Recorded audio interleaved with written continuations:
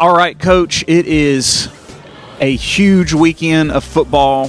Obviously, we've got the game tonight, and it is at Southwind. Tell us about Southwind.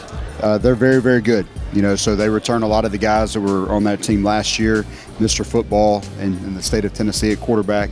So a huge, huge challenge for us. Traveling up there, playing in another state can be different too. Different officials that look at us a little bit different from down here. So we've got a big task ahead, but I think we've had a great week of practice, and we're learning and growing every day, and that's kind of where we are with our program. But I'm excited for the opportunity and to kick it off and have a real game, and kind of go see what we're about. Right, and you have scheduled some tough teams up front because you want us to get really good and better ahead of district play. Yeah, absolutely. I mean, we're one of the best teams in the state, and we're going to be the best. We are the best program in the state. So if you're going to be the best, you got to play the best, and you don't get there by playing teams that you can easily beat and not challenge yourself. So, we like to schedule difficult, and that gets us prepared for down the road. I love it. That game is going to be at Southwind, students. So Southwind is Hacks Cross and Shelby. Correct. And what time will the game start? 7 o'clock kickoff. 7 o'clock. So we want y'all to all head out to Southwind tonight. It's going to be a fantastic Friday night lights. We're looking forward to it. Also, big weekend in football because college football is really kicking off with a bang. We did have a few college games last week. It was, I think they call it week 0. We have some marquee games coming up this weekend. Clemson and Georgia will be huge. USC, who's USC playing on Sunday? Let me look. Hang on. USC and LSU.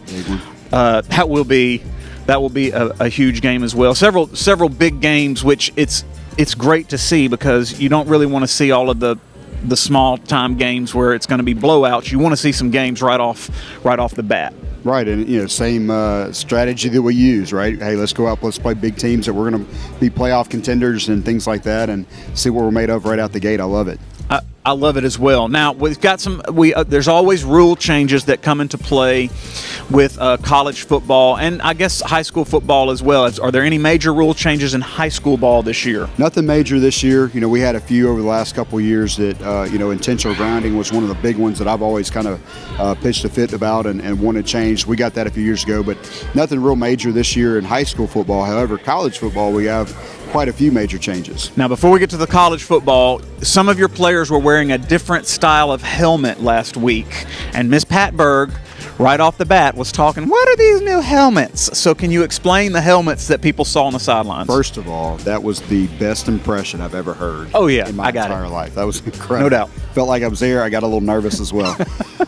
So those are called Guardian caps, and what they are, they're really worn for practice. They're worn over, again, last Friday was a scrimmage basically, so not an actual game, but we wear those, and it's just there to kind of help the constant blows that you take in a practice in a game, especially those offensive, defensive linemen, linebackers, that type of guys. So we wore them last week simply because, again, it was a scrimmage, wasn't worth taking them off, and just kind of keep rolling. Now, however, the NFL, I don't want to get too far off of this, the NFL has allowed teams to wear those, or players to wear those in games. So you will see some guys in the NFL wearing those helmets or those cushions on top of the helmets in an actual game.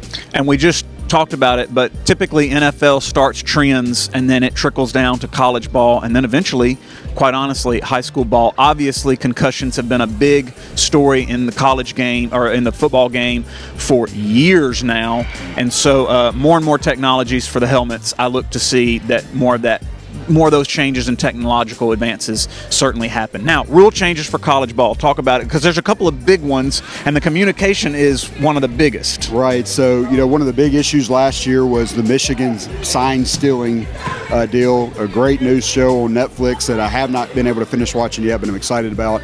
This is something that's gone on forever, right? Sign stealing is nothing new, but the level that it got to has obviously kind of turn some heads a little bit. So just like the NFL, now there's in-helmet communication from the sideline to a player on the field, one player. So one player on offense, one player on defense will have that communication in their helmet.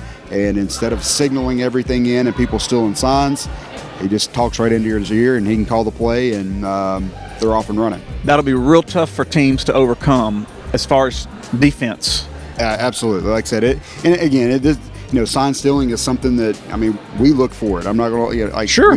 We don't sit there and chart it out like Michigan was doing, but however, we do look for certain things that we know that they're going to do. So it definitely makes a huge, huge difference to be able to talk directly to a quarterback and not have any type of misinterpretation through a signal or something is huge. And they're going to have to, I would imagine, practice a lot with that, because sure, it's going to break some concentration on the field if the coach is constantly in your ear. And as coaches do, they get really excited and probably won't shut up until the snap actually happens. I don't know what you're talking about there.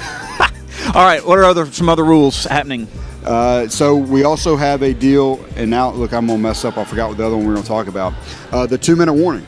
Right, so we talked about NFL to college, so that was one thing that's a little different. So at the 2-minute mark or very close to it, there is a stoppage at the end of the first half and the end of the game. So huge difference there in college, and it doesn't seem like a whole lot, but to be able to kind of have it's almost like an extra timeout, and for teams to kind of be able to plan and prepare the very end of that game is huge. And I think that, I don't know. I think there's different ways to look at that. I can see where that might help the bigger, better team, and kind of, if you're an underdog and you've got it close, you kind of want that clock to run but anyway, I think it helps to, kind of prepare the very last few minutes of the game. And again, almost like an extra timeout. Absolutely. And also gives Dr. Pepper a chance to run a few ads. 1,000%. All right, last. That's not what it's really right, about. Right, absolutely. And then lastly, there were several different rule changes, but the three big ones were these three. Right, and one thing, and I don't know if this is necessarily a rule change, but I think it's interesting, and we'll kind of see what happens. So, one thing we see a lot of defenses do, especially late in the game, or if a team's moving the ball fast, they fake an injury. This has been a hot topic over the last couple of years, and to slow the game down too. Oh, it's ridiculous. They're standing there just fine. Like, what's the coach trying to tell me? Oh, go down, and he falls. It's absolutely insane. But again, they stop it, gives them time to kind of catch their breath, slows the momentum of the offense down. So there is no in-game penalty as of right now for this. However, there are potential for post-game penalties. So if they go back and review the film and see that somebody's telling him to go down and there's no injury, there could be consequences on the back end.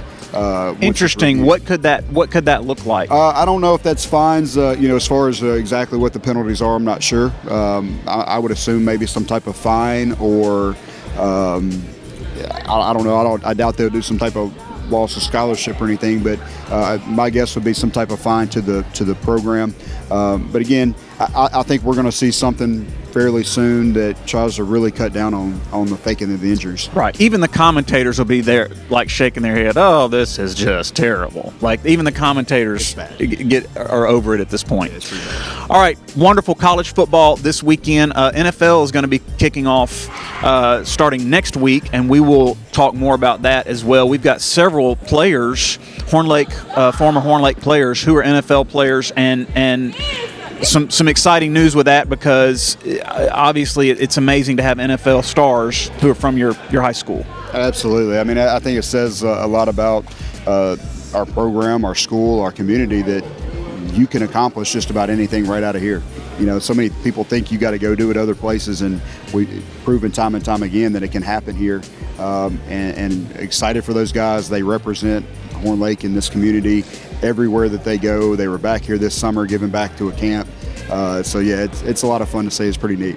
I love it. We'll talk to you about that next week. See ya.